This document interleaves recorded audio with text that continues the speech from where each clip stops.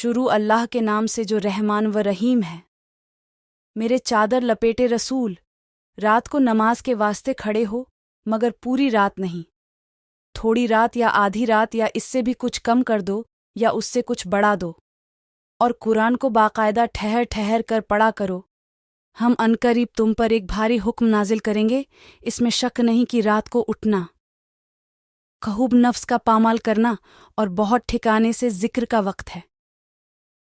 दिन को तो तुम्हारे बहुत बड़े बड़े अशघाल हैं, तो तुम अपने परवरदिगार के नाम का जिक्र करो और सबसे टूट कर उसी के हो रहो।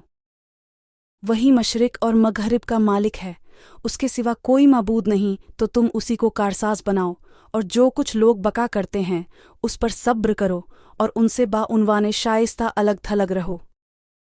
और मुझे उन झुठलाने वालों से जो दौलतमंद हैं समझ लेने दो और उनको थोड़ी सी मोहलत दे दो।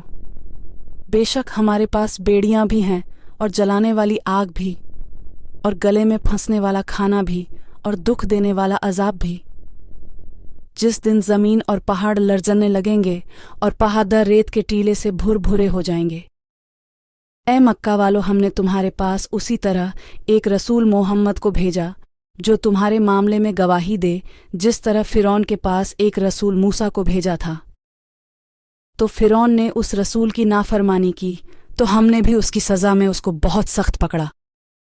तो अगर तुम भी ना मानोगे तो उस दिन के अजाब से क्यों कर बचोगे जो बच्चों को बूढ़ा बना देगा। जिस दिन आसमान फट पड़ेगा ये उसका वायदा पूरा होकर रहेगा। बेशक ये नसीहत है, तो जो शख्स चाहे अपने परवरदिगार की राह इख्तियार करे।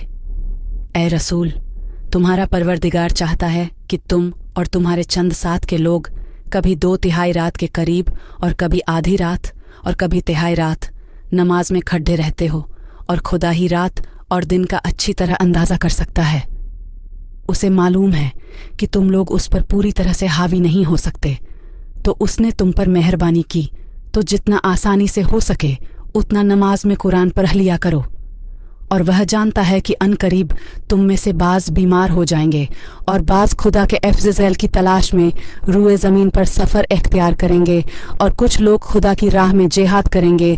तो जितना तुम आसानी से हो सके पढ़ लिया करो, और नमाज पाबंदी से पढ़ो, और ज़कात देते रहो, और खुदा को कर्ज़े हंसना दो, और जो नेक अमल अपने वास्ते खुदा के सामने पेश करोगे उसको खुदा के यहाँ बेहतर और सिले में बुरजुक्तर पाओगे, और खुदा से मगफिरत की दुआ मांगो।